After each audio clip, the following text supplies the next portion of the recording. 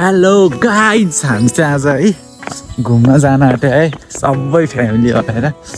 आइनको exam पनि सकियो finally. अनि त्यसपछि हामी नि टक्क घुम्न जान आँट्यो।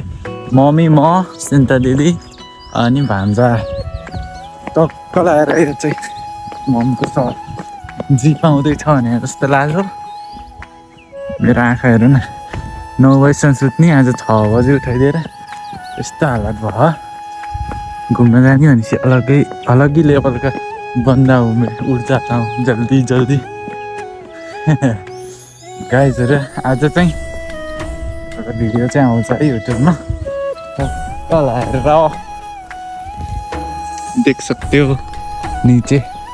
हाम्रो आजको दिनको सुरुवात त अब हजुरहरूलाई थाहा नै भइसक्यो होला के को टपिकमा छ भन्दाखेरि हुन्छ नि, मन्दिर दर्शन गर्नको लागि चाहिँ हामी गोर्खामा रहेको गोर्खाकाली मन्दिर, अनि त्यसपछि यता ठाउँको नाम त ठ्याक्कै थाहा भएन होइन, तर अकाला मन्दिर त्यहाँ पनि हामी दर्शन जाने भनेर चाहिँ हामी सरासर निस्किसकेछौँ होइन।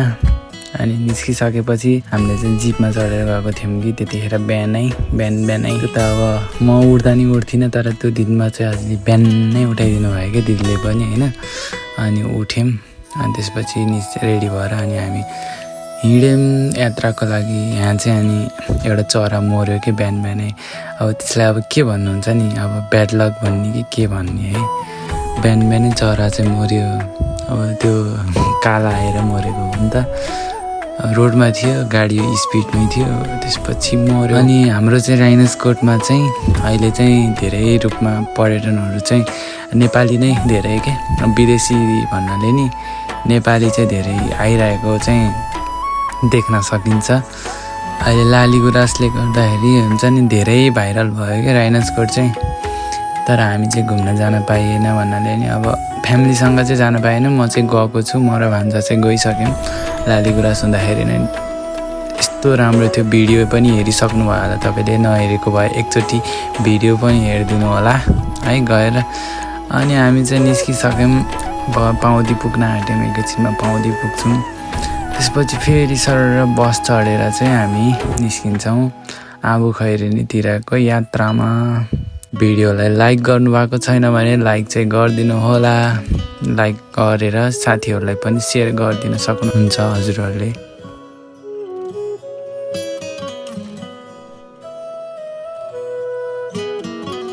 यो चाहिँ रहेको छ हाम्रो राम्रो पाउँदी लमजुङको चाहिँ हुन्छ नि जुन गेट, मेन गेट, त्यसको भिडियो चाहिँ हो। हामी चाहिँ अहिले चाहिँ बसभित्र बसिसकेका छौँ। अब बस एकैछिनमा हिँड्छ होइन। अनि अब बस्ने हुन्छ नि, धेरै बेर पुऱ्यौँ कि हामीले पाउँदीमा बस। अनि नपाएर हेर्नु न, अहिले सेकेन्ड लास्ट सिटमा चाहिँ मम्मी र दिदी बस्नु भएको छ, अनि लास्ट सिटमा चाहिँ अनि भान्जा र म बसेर होइन। अब अझै बिचबिचमा हुन्छ नि यो नारायणगढको बस अरे होइन, तर हेरौँ न मान्छे कत्रो हालेको, लोकल बस भन्दा नि बढी होइन। एकछिन त रिस उठेको के हुन्छ नि, घ्याच रोक्या छ, अलिकति अगाडि पुग्न पाएन, फेरि रोक्या छ। त्यस्तो हुँदा त नराम्रो हुन्छ नि, आफूलाई झ्याउै लाग्छ नि त होइन। सुई जान पायो भने अब ढिलो होला होइन, के होला भन्ने हुन्छ। एकैछिन रोक्या छ, फेरि मान्छे हाल्या छ, फेरि मान्छे चढा छ, फेरि हाल्या छ, फाल्या छ भनेर जस्तै गर्दा होइन फाइनली हामी चाहिँ अब आबु खैरेनी पुग्न आँटेछौँ है त।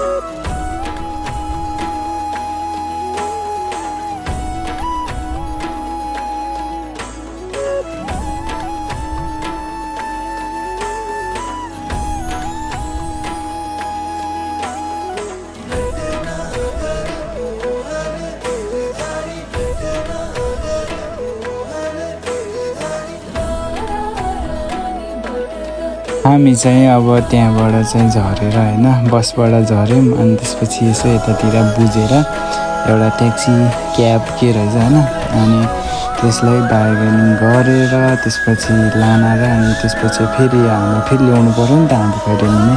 अनि हामी भोलिपल्ट त फेरि अकाला जानु छ। अनि त्यसपछि त्यही भनेर अनि त्यसपछि हामीले गयौँ, हामी लाग्दै बिस्तारी लाग्दै गयौँ गोर्खातिर।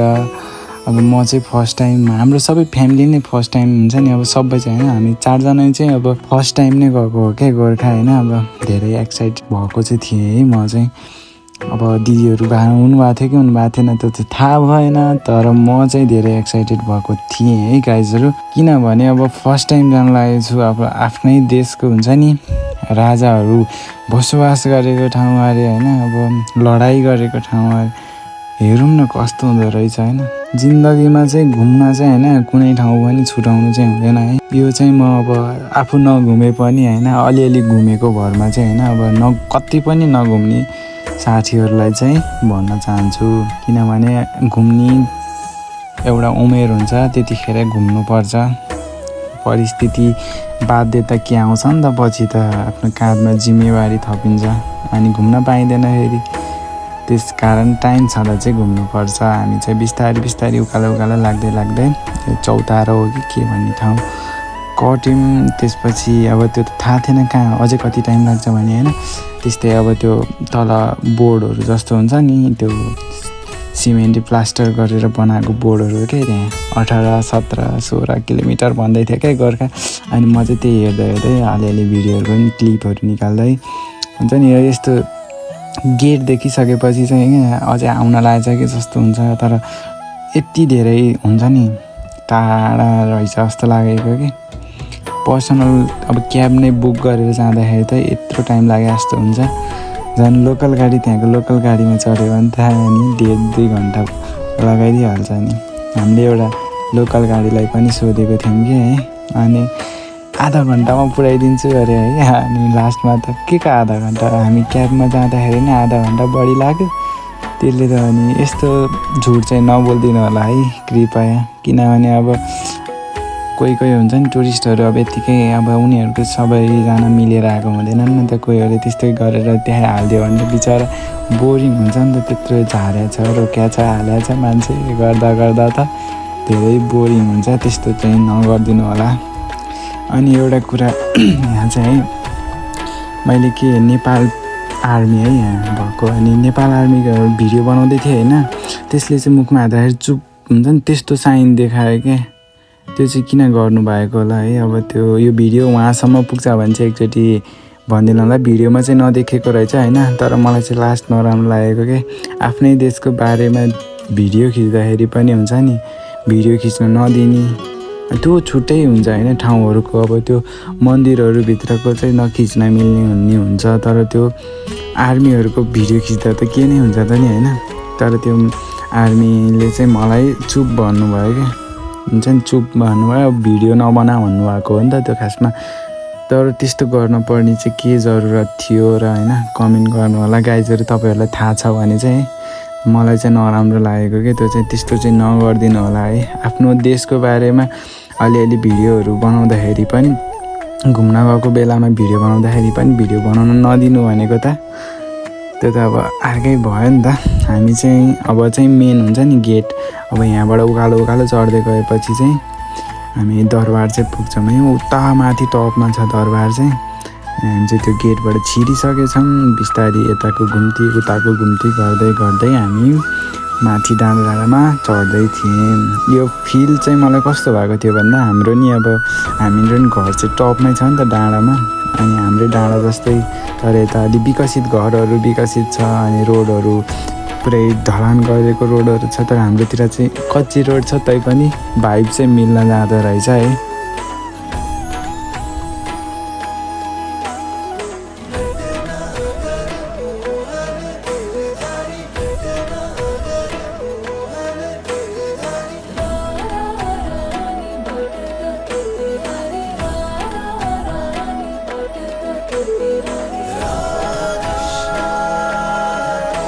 हामी चाहिँ फाइनली यो सल्लाह भएको हुन्छ नि अब जङ्गल, यो जङ्गल कटेपछि चाहिँ दरबारको हुन्छ नि गेट, त्यहाँबाट छिरेपछि अब त्यहाँबाट उकालो लागेपछि टपमा छ दरबार। त अब मेन भनेको हुन्छ नि मन्दिर दरबार के, अब त्यो चाहिँ टपमा छ। अनि हामी चाहिँ बिस्तारै उकालो गरेर पुग्यौँ त्यहाँसम्म। यो चाहिँ लास्ट हो है जङ्गल चाहिँ हुन्छ नि। अब यहाँ पछि चाहिँ आइपुग्यो, त्यहाँबाट उकालो हिँडेर गएपछि क्याब चाहिँ जाँदैन त्यहाँसम्म। अनि त्यसपछि चाहिँ त्यहाँबाट चाहिँ हामी पुग्यौँ भन्ने हुन्छ है।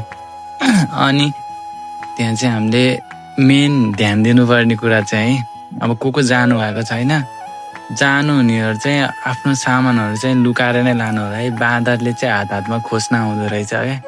हुन्छ नि अटेरी भएको के त्यहाँको बाँदरहरू, अटेरी भएर टेर्दै नटेर्ने के धबिनी अनि फेरि आइहाल्ने क्या, झुम्मिन आउने तरिकाको बाँदरहरू चाहिँ हुँदो रहेछ।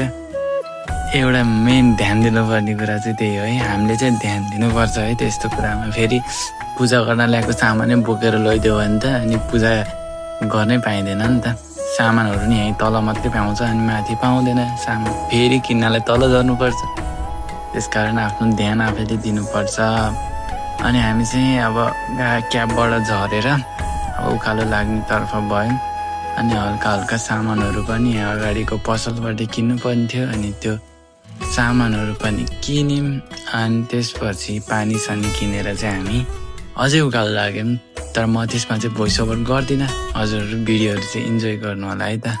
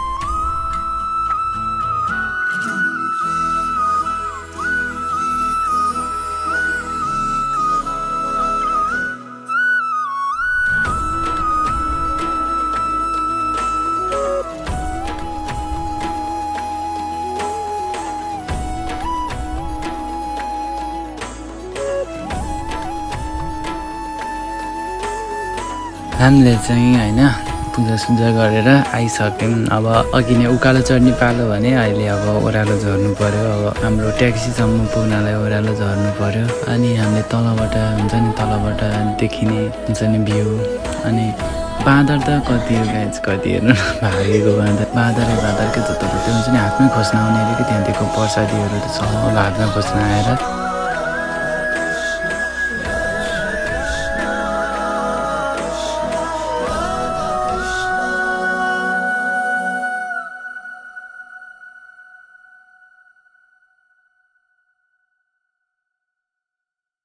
हामी चाहिँ है अब तल झर्दै गयौँ। अघि चढेको गेट हुन्छ नि, जुन भनेको थिएँ मैले, अब यो गेट कटिसकेपछि चाहिँ अब चाहिँ आउँछ है भन्ने कुरा त्यस्तै भएको थियो नि त मलाई। अनि हाम्रो यहाँ हेर्नु ड्रेसअप लगाउनु भएको को हुन्छ नि, कसको ड्रेसअप लगाउनु भएको मलाई चाहिँ अलि याद भएन है। अब हजुरहरूले चाहिँ कमेन्ट गरेर भनिदिनु होला है यो कुन चाहिँ राजाको ड्रेसअप हो भनेर चाहिँ है।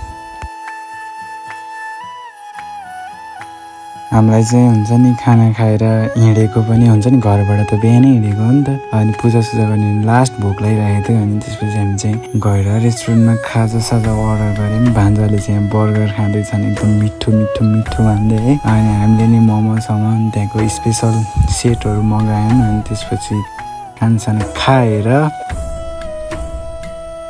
यो चाहिँ रहेको हाम्रो छ डे 2।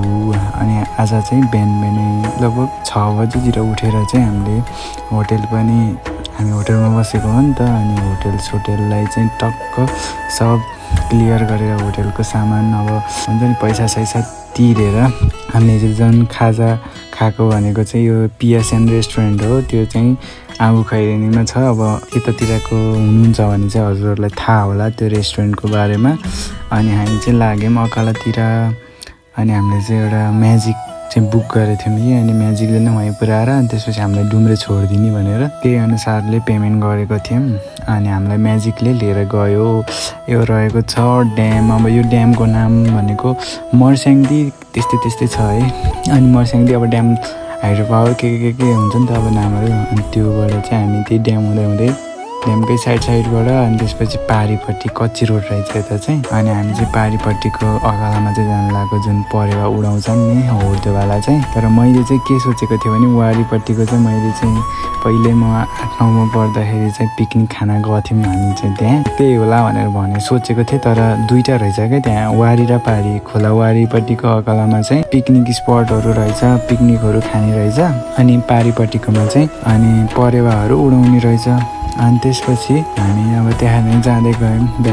बिहान थियो नि त, हल्का जाडै घाम त अब लाग्दैन तलतिर त, हाम्रोतिर भयो त अब लागिसकेको थियो घाम। अनि त्यतातिर चाहिँ घाम लाग्नलाई 11-12 बज्नुपर्छ। अनि कस्तो पानी परेको मौसम जस्तो भयो त, हिजो बेलुका चाहिँ पानी परेको थियो तर बिहान पनि त्यस्तै भएको थियो कि हुन्छ नि, कुहिरो लगाएर अनि अँध्यारो जस्तो भएको क्या, बिहान नि नभएको जस्तो भएको। अनि हामीले चाहिँ मर्स्याङ्दी केवाला बाँध हो कि के छ है यहाँ अगाडि नाम, मर्स्याङ्दी बाँध क्षेत्र भनेको रहेछ। अनि त्यसपछि हामी चाहिँ यो कटेपछि बिस्तारै यताको गाउँहरू हुन्छ नि, गाउँ पनि कस्तो विकसित तर अलि उराट लाग्दो के हुन्छ नि, पक्की घर बनेको छ तर उराट लाग्दो देखेको के, त्यस्तो हुन्छ। अब सबैले छोडेर होला। अनि हामी बिस्तारै अगाडि उकालो ओह्रालो गर्दै अकालाको बिस्तारै नजिकै पुग्न आँट्यौँ। अनि हामी यो टाढो छलक्कै कटेर यतापट्टिको मौसम हेर्न सक्नुहुन्छ कस्तो छ भनेर। पुरै अँध्यारो पानी पर्ला जस्तो के हुन्छ नि, पानी नि रोटै भइरहेको छ, त्यही पनि पानी भर्खरै पर्ला जस्तो भएको क्या। अनि हामी अकालाको मन्दिर चाहिँ है। अनि हामीले अलिअलि फुलसुल नरिवलहरू अनि त्यसपछि नरिवल किनेर हामी पुजारीतर्फ लाग्यौँ मन्दिरतिर। अनि मन्दिरमा चाहिँ वहीँको पण्डित हुनुहुँदो रहेछ, पण्डितले चाहिँ पूजा गरिदिनु हुँदो रहेछ। उहाँ रातो कुर्ती लगाउने चाहिँ पण्डितज्यू। अनि हामीले ल्याएको सामानहरू रेडी गर्न लाग्यौँ। अनि दिदी र मम्मीले चाहिँ रेडी गरिदिनु भएको थियो, म चाहिँ भिडियो बनाउँदै थिएँ। अनि यत्तिकैमा पूजा गर्नु पर्यो अब भनेर हाम्रो रेडी नै भइसक्यो। अनि अब हामी पूजा गर्न जान्छौँ। अनि अकाला मन्दिर जानु भयो कि छैन त्यो पनि कमेन्ट गर्नु होला।